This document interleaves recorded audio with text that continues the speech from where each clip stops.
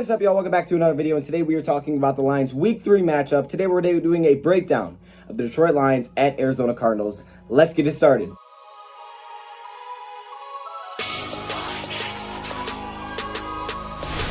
So welcome in, everyone. We are going to continue this series and pick it back up here today. Now, this probably won't be a daily series unless the support is that crazy, and obviously I'll make it daily, but we kind of took a break from this. I went back and looked at how the first two episodes did. They did pretty well, so I was like, let's hop back on the series, man. I did enjoy doing it, and I enjoyed looking team by team instead of just making one prediction video. Obviously, we can overview and look back. We can do them before the season starts. Maybe I'll react to your guys' predictions, but I really do like going game by game. So we're going to hop back on the series, and we're looking at week number 3. So if you guys have not seen my first two videos, make sure you go check them out, because right now, here's a spoiler. I have the Lions winning their first 2 games of the season. If you guys remember my predictions last year, I think I had the Lions starting 1-2, and then they started to pick it up. That was kind of the opposite. It was more like the Lions started, kind of hot, and then all of a sudden Matthew Stafford got hurt and just, fell down a cliff. So that one doesn't really count too much. I mean, we can't really count that one too much, right? So looking at this season, so far I have the Lions 2-0, and again, these are my realistic predictions, because if I do them during the season, I'm just going to say win pretty much every single game. However, it's easier for me to be more realistic in the offseason. So right now, I have the Lions 2-0, my actual predictions, and now we're in Arizona for a chance to maybe get some revenge. And the way the Lions tied the Arizona Cardinals last season, which was last year's opener, really hurt a lot of people. Okay, that really hurt. It felt like a loss, because even though we didn't lose and we tied, it felt like a loss being up 18, blowing that lead, and ending up having to tie on week 1, what turned out to be not a great team in the NFL. That was just the awful way to start. It was an awful way. If the Lions were down 18, they came back. Okay, snap. I like the heart, I like the energy, I like the fight. We're getting better. But the fact that they had the lead and they blew it, now it's all of a sudden like, oh man, that's a terrible way to start the season. And you just lose so much momentum. And that's week 1. That's not a way to kick off your season. So far, the Lions are 2-0. They're feeling good. They have 2 divisional wins. And now they're back on the road to try to get some revenge in Arizona. Now, Arizona last season finished 5-10-1. They had the 8th pick in the draft. We know they got Isaiah Simmons in the draft. And a lot of people thought that was a steal. But they had a pretty entertaining offseason, I will say. And a lot of people look at the Arizona Cardinals and say they got a lot better this offseason. Some people have the Arizona Cardinals as that, sleeper playoff contender this season, because they definitely could be with all the young pieces and a lot of weapons they had put around Kyler Murray and a great draft that ended up being really good for them. It seems like they got 2 major steals with their first 2 picks in the draft. So the thought is that they're going to be a lot better this season. When you look at the free agency, they seem to have gotten better. They brought back a lot of players. They protected Kyler Murray, bringing back their tackles. They added some linebackers and guys like Devondre Campbell, Isaiah Simmons in the draft. They added Devon Kennard, who was a former Detroit Lion who could get pressure. They added Jordan Phillips to stuff the middle. We'll talk about their draft in a second, but they did some good stuff in free agency. Now, they lost some players as well, but they really didn't lose anyone that I would say is like really going to hurt their team. They lost Bird, who was a wide receiver. They lost Rodney, an offensive lineman. They lost Cooper, who's a wide receiver. They lost Joe Walker, who's a linebacker, and they lost Cassius Marsh, I think that's his name, a linebacker. So nothing big, no like major losses that really makes you think they got worse. They have Fitzgerald and they have Chandler Jones and Kyler Murray, right? Those are kind of the big 3 there, but they added that this offseason, bringing in who everybody knows now, by now this happened. They brought in DeAndre Hopkins, one of the best wide receivers in the league. They did lose David Johnson for that, which was a running back, but he's had to deal with some injuries. But they brought in one of the best wide receivers in the league. And the combination of DeAndre Hopkins, Larry Fitzgerald, and a young quarterback in Kyler Murray, who a lot of people have a lot of hopes of, the thought is that this team could be really, really good and very dominant for the 2020 season. So this is going to be a tough one for the Lions. Obviously, on the road is never an easy game, especially against an NFC opponent. When you look at their draft, they brought in Isaiah Simmons in the first round. In the third round, Josh Jones kind of fell in their lap, the offensive tackle, to help, again, protect Kyler Murray. They had Lakey Fotu, who was the defensive tackle that was actually teammates with John Pennicini. I always thought Pennicini was a little bit better, but he's kind of a run stopper as well. Rashard Lawrence out of LSU, who's inconsistent, but I thought Lawrence, was again kind of popped off my screen in some big games. Evan Weaver, the linebacker, I think he was out of Cal. And then Eno Benjamin, who is another running back who could get some solid time behind a guy like Kenyon Drake after you moved on from your star running back, I guess. I would say your star running back. I think you could call him a star running back. He's just been hurt. So, he kind of pairs with Kenyon Drake. And the offense is pretty solid. It looks pretty explosive on paper. Kyler Murray take that next step and be able to lead this Cardinals team. So what I did was I went back, I looked at the roster. I watched the games from last season. The great thing is is that since we played them last year, I can just go watch and see how our game went against the Arizona Cardinals. And I'll have some clips I'll be throwing in here and there above this video. But when you look at the roster as a whole, it looks pretty darn good. I would say the tight end position doesn't seem great, but they have some really nice wide receivers between Hopkins, Fitzgerald, Christian Kirk, Andy Isabella, who I still think has a lot of potential, the fast wide receiver, Kenyon Drake, Kyler Murray, obviously.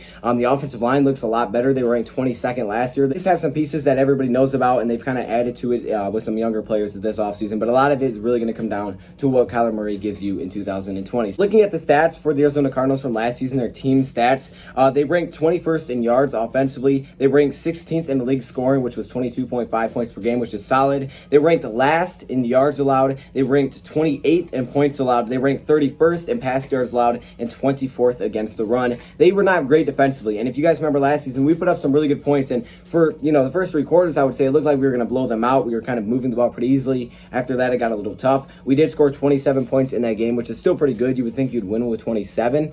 But obviously, this is a team that you can see, that it seems like you can put some points on, especially when it comes to passing the football. And so if you look at the passing offense for the Lions versus the Cardinals passing defense, I think that's really where it comes down to on both sides. I think it comes down to, the outside players, the skill positions. For the Lions, their cornerbacks against the wide receivers of Arizona, and flip-flop, the Lions wide receivers against the cornerbacks and secondary of Arizona. Because I think that's really where it's going to come down to again. If you watch Arizona Cardinals, they run a lot of gun offense, a lot of things out of the shotgun, so that's going to be huge. The Lions have to have all of these nickels, and they have to have all their corners out there playing well, and a lot of times you'll see 4 wide receiver sets, sometimes 5 wide receiver sets. Linebackers have to get involved. Johnny Tavai had to cover a lot. He was pretty good at it last year, but now we have Jamie Collins who could help. That's going to be big, man. We got to have guys that can cover because they do a lot of gun things. We also need to have some spies up because, Murray can run a little bit. A lot of things out of the gun, though, and with the Lions, the depth that they have at cornerback, this just seems like the perfect team to have the depth that they do at cornerback. For some teams, it won't matter too much to have 5 good cornerbacks, but for a team like the Arizona Cardinals, having Okudah, Coleman, Trufant, Amani, Roberts, having a deep cornerback group, and then at safety position, Tracey Walker, who's still, getting better, Duran Harmon. This is the perfect team to have that great deep secondary against because they pass the ball a lot and they go pretty deep at wide receiver. And then on the other side of things, if you look at the Lions passing offense, they were able to have a pretty good game. T.J. Hockenson, like I said, was huge, and it's going to be a fun matchup to see how he does against a guy like Isaiah Simmons. And then also you have the Lions wide receivers, Kenny Galladay, Marvin Jones, Danny Amendola, Marvin Hall, those guys against Patrick Peterson, the young Byron Murphy, and those players in the secondary for the Arizona Cardinals should eat. I think the Lions should eat offensively. I think they should have a lot of passing yards. Their run defense is a little bit better. They added some good interior players. And one thing about the Arizona Cardinals that actually was really interesting to me is that they get one of the lowest quarterback hurry rates, only like 7.7%, which was actually lower than the Lions last season. However, they blitz one of the most in the NFL. They blitz 39% of the time. 39% of the time they are blitzing. And with guys like Chandler Jones and those players off the edge, it makes sense why they're blitzing a lot, but they blitz a ton and they don't get home all of the time. It's going to be huge, to protect Stafford. Obviously, you have Big V, Decker going against some of those pass rushers, but I think it's really going to come down to the wide receiver and cornerback positions, maybe the safety groups as well in this matchup. How well these teams do, because both these teams are probably going to look to pass. We know the Arizona Cardinals like to pass the football. They run a lot of, stretch run plays with Kenyon Drake, but they're going to want to throw the football. And when you add DeAndre Hopkins, obviously you're going to want to put the football out there and, try to let those playmakers go make plays. So it's going to be huge to see what the Lions secondary can stand up. One big matchup from last season I saw that was constant and something that was huge was Tracey Walker against Fitzgerald. Okay, this one was one that Tracey Walker didn't do too well. He seemed to struggle. He gave up a lot of big routes to Fitzgerald. Obviously, he's kind of old, but he was beating him down the field. He had him beat a few times. And actually, Murray's got a he's pretty accurate for how small he is. I mean, I don't know how you can see that well, but this dude winds up. He doesn't have the biggest arm, but he's pretty darn accurate down the field. So I think that's one of the huge matchups. I would say that's probably the X factor, either that matchup or Isaiah Simmons versus Hockenson. But I would probably say Tracey Walker against Fitzgerald. Okay, it's going to be another opportunity for Walker to try to play well. These safeties sometimes have to come down and cover these wide receivers, depending on the formation you're in. So I think it's going to be huge for the secondary, but really as like just a singular matchup, I think it's going to be big for Walker versus Fitzgerald. I would look for that rematch, see if Walker can slow him down at this time. time around because a lot of big plays, that huge fourth quarter comeback was really fueled behind a big performance from Larry Fitzgerald. So it's going to be huge to see if, Tracey Walker can play better. Maybe Harmon takes more responsibilities now that he is here. Some of my major takeaways is that they do run a 3-4 defense like we do. A lot of similarities there, a lot of blitzing. Like I told you, they blitz a ton. I think they had a pretty solid draft when you look at it. They got some run stuffers in there. They didn't have tons of picks. They didn't have a second round pick. So, that was something.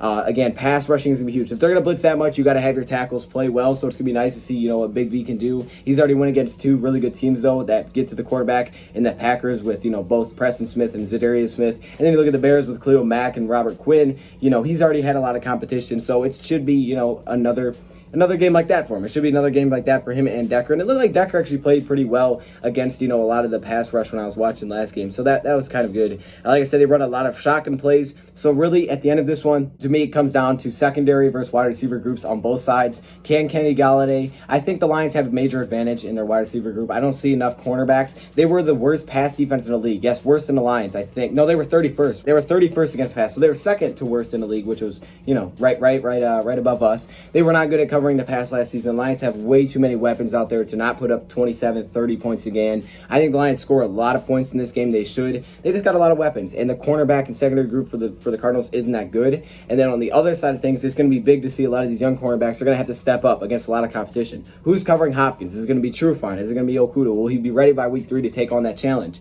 Who's going to cover Fitzgerald? Obviously, there's a lot of weapons that they have. And it's going to be big to see, can they stop Kenny Drake out of that backfield catching passes? Overall, man, that's really what it's about to me in this game. Not necessarily the trenches. Some games we talk about that. Some teams you got to win in the trenches. Maybe that's going to be the Titans game, the team that likes to run a lot. You have to win down there. You have to have Danny Shelton, those big guys step up.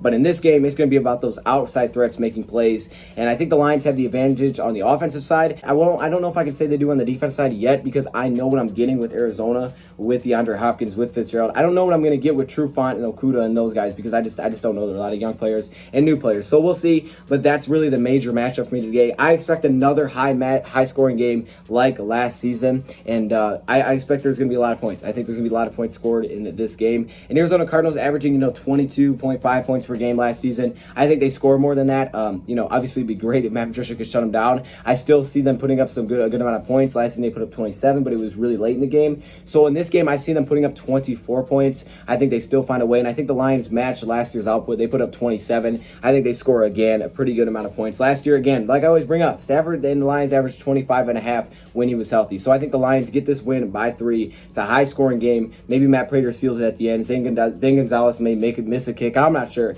but I got the Lions here by 3. So a good start this season. Not like last season predictions where I had them starting 1-2. This time 3-0. So it's going to be a huge start to the season. But then obviously, it starts to get tough with teams that like the Saints. So this is a big part of the schedule. They got to start off hot because these are some big playoff implication games. And to get this kind of start is definitely going to help out Matt Patricia, and momentum drives the season and should keep them around. So I think everybody's going to start at this point. At this point of the season, you're 3-0. You beat back-to-back divisional teams. You beat the Cardinals, who were hyped up for the season. And I think everybody's starting to kind of jump on the train again, the bandwagon of Matt Patricia. So hopefully that is the case. I got him 3-0 right now. And, next up, I think we had the New Orleans Saints. So we'll see.